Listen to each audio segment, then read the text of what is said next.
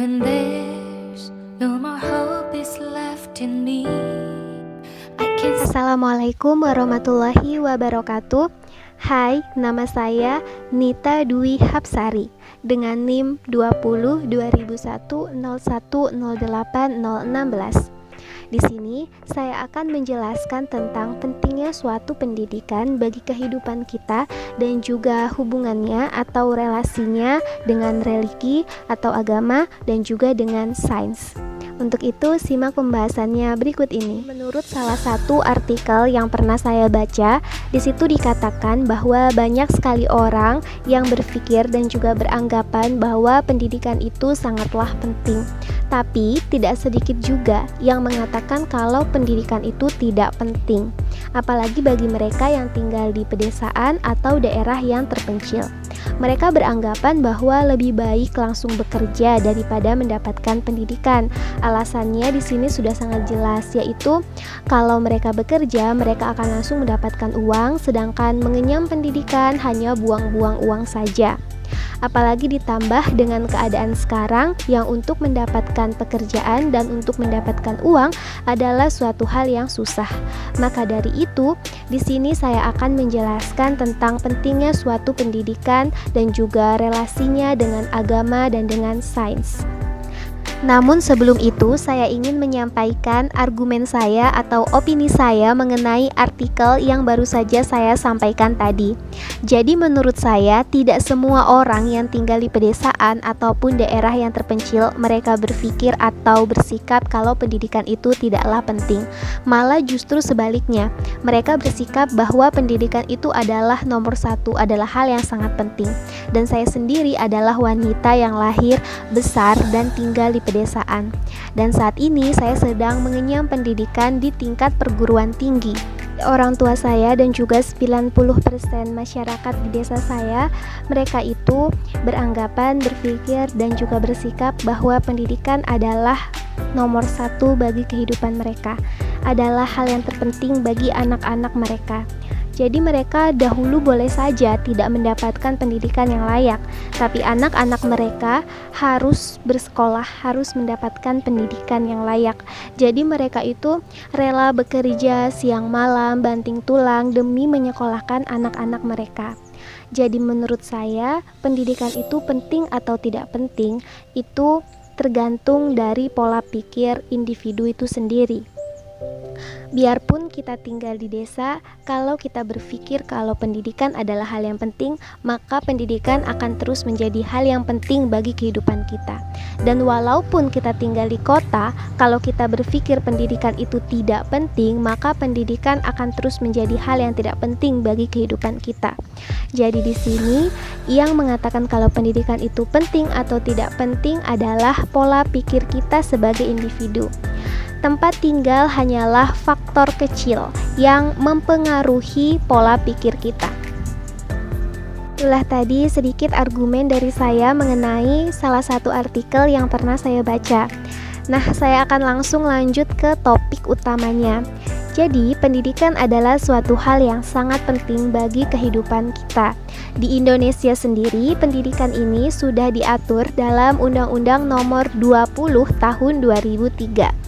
Jadi setiap manusia, setiap orang yang tinggal di Indonesia itu berhak mendapatkan pendidikan dan mereka diharapkan untuk berkembang di dalamnya. Jadi pada hakikatnya pendidikan itu tidak akan ada habisnya. Pendidikan adalah hal yang kita dapatkan sejak kita lahir sampai kita meninggalkan dunia ini. Jadi, pendidikan pertama yang kita dapatkan di dalam kehidupan kita itu adalah pendidikan dari lingkungan keluarga atau yang kita kenal dengan pendidikan informal. Nah, di sini kita itu diajarkan banyak sekali hal yang sangat bermanfaat bagi kehidupan kita. Mulai dari beretika, bertata krama, ataupun sopan santun terhadap orang lain. Dan masih banyak hal lainnya yang merupakan pelajaran yang kita tidak dapatkan di tempat lain. Pendidikan kedua yang kita dapatkan di dalam kehidupan kita adalah pendidikan formal atau pendidikan dari lingkungan sekolah. Di sini kita itu diajarkan banyak sekali ilmu dan juga banyak sekali pengetahuan yang sangat bermanfaat bagi kehidupan kita. Dan juga seperti yang kita sudah ketahui bersama bahwa pendidikan ini adalah pendidikan yang wajib, dimana kalau kita menyelesaikan studi di pendidikan ini mulai dari tingkat dasar, tingkat menengah ataupun sampai ke perguruan tinggi, kita akan mendapatkan yang namanya ijazah. Nah, seperti yang kita sudah ketahui bersama, ijazah ini banyak sekali manfaat dan kegunaannya bagi kehidupan kita, dimana kita bisa salah satunya itu mendaftarkan pekerjaan yang kita inginkan dengan menggunakan ijazah yang kita punya. Pendidikan ketiga yang kita dapatkan adalah pendidikan dari lingkungan masyarakat atau yang dikenal dengan pendidikan non-formal. Di sini banyak sekali hal-hal yang bisa kita petik sebagai pelajaran, mulai dari hal-hal yang positif maupun hal-hal yang negatif, yang pada akhirnya akan menjadi pendidikan atau pelajaran untuk diri kita. Juga pendidikan itu memberikan kita banyak sekali manfaat dalam kehidupan kita. Namun di sini saya hanya akan membahas beberapa manfaat dari pendidikan.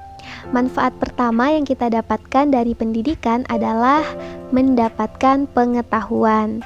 Nah, tentu efek langsung dari pendidikan adalah memberikan kita ilmu dan juga pengetahuan yang sangat-sangat banyak, di mana pendidikan memberikan kita ilmu tentang berbagai hal dan juga segala hal yang berkaitan dengan dunia ini, dan juga tentang kehidupan setelah kita meninggalkan dunia ini, atau yang dikenal dengan pendidikan agama.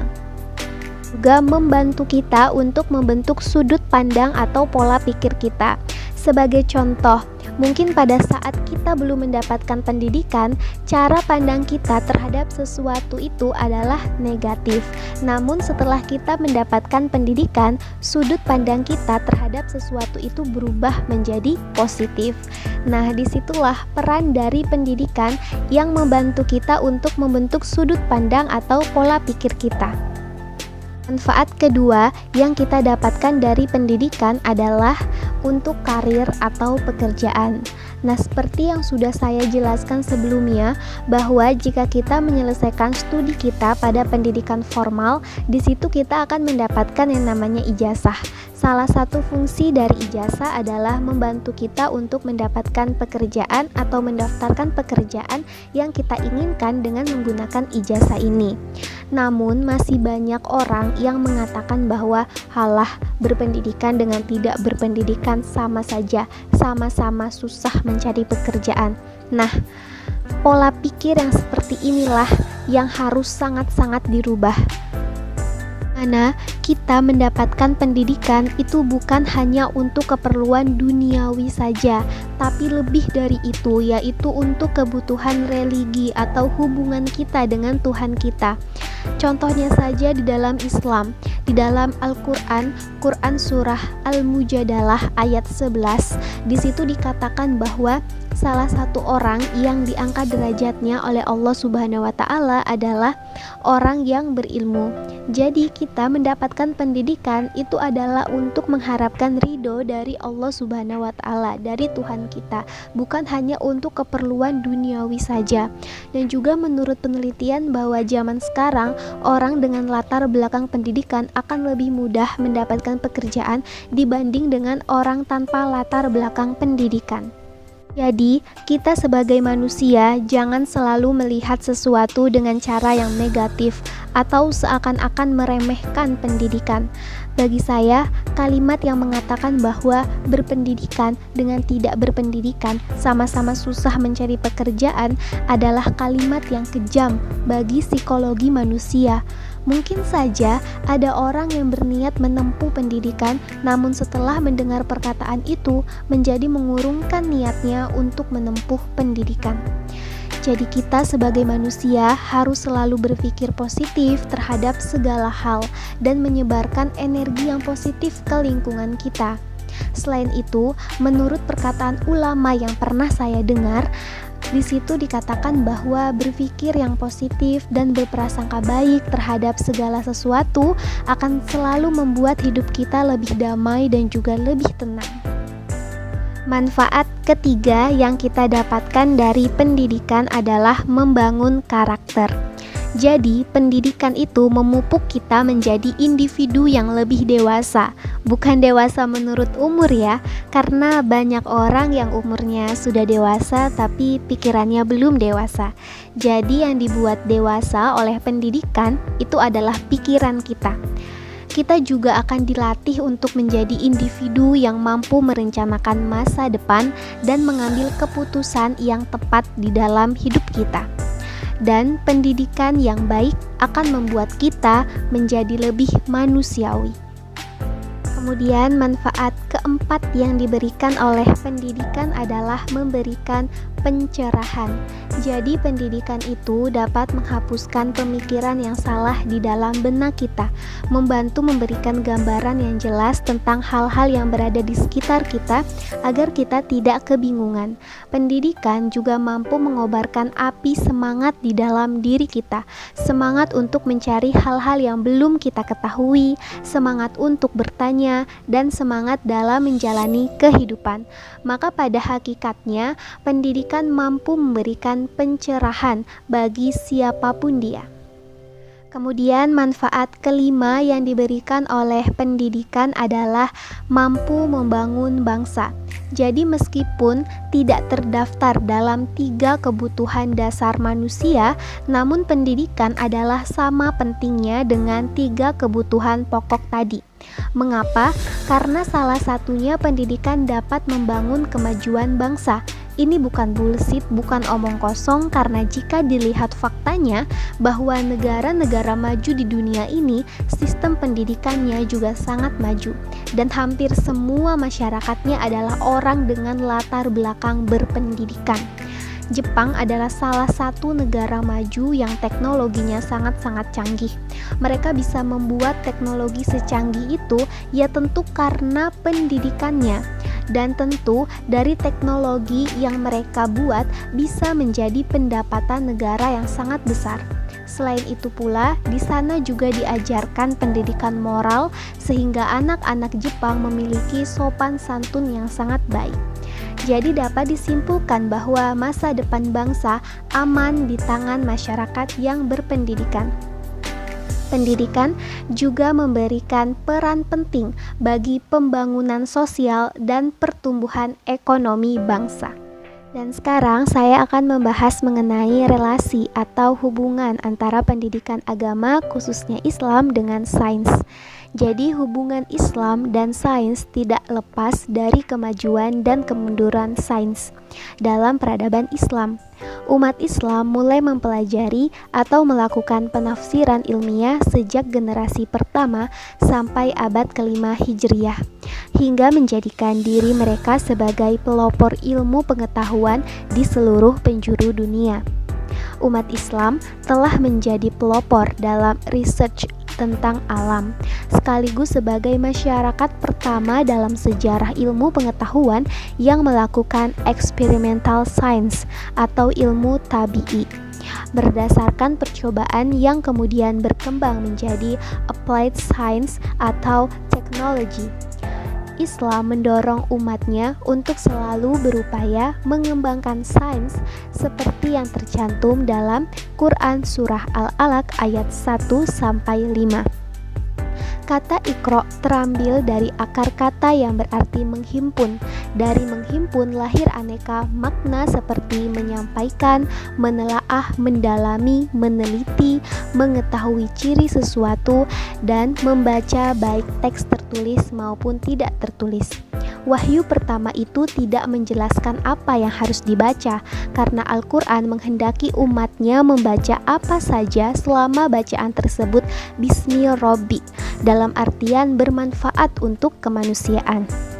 Iqra berarti bacalah, telitilah, dalamilah, ketahuilah ciri-ciri sesuatu, bacalah alam, tanda-tanda zaman, sejarah maupun diri sendiri yang tertulis maupun yang tidak tertulis.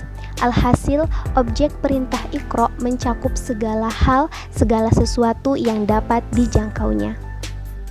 Salah satu cara kita untuk mengenal dan mendekatkan diri kepada Allah Subhanahu wa Ta'ala adalah dengan membaca dan merenungkan ayat-ayatnya yang terbentang di alam semesta. Dalam Quran Surah Ali Imran ayat 190-191, Allah menyuruh manusia untuk merenungkan alam, langit, dan bumi.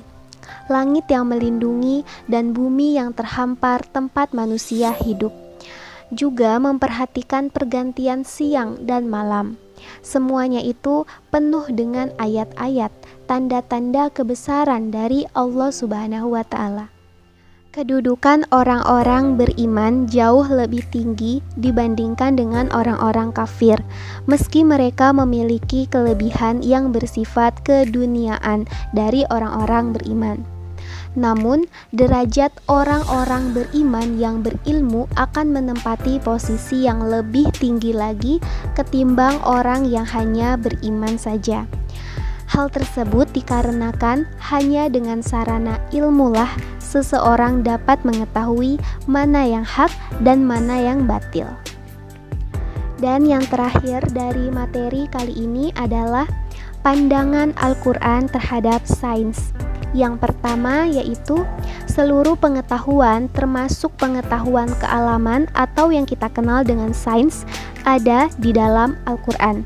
Pendapat ini didukung antara lain oleh Al-Ghazali, Al-Suyuti, dan Maurice Bucaille. Pandangan yang kedua yaitu Al-Quran hanya sebagai petunjuk untuk mengembangkan ilmu pengetahuan. Pendapat ini didukung antara lain oleh Ibnu Sina, Al-Biruni, dan Al-Haytham. Jadi pada hakikatnya pendidikan itu tidak ada habisnya, di mana kita mendapatkan pendidikan sejak kita lahir sampai kita meninggalkan dunia ini. Dan pendidikan itu adalah hal yang sangat penting sekali. Nah, itulah materi-materi yang dapat saya sampaikan. Semoga materi kali ini bermanfaat dan menambah wawasan kita bersama. Akhir kata, terima kasih. Wassalamualaikum warahmatullahi wabarakatuh.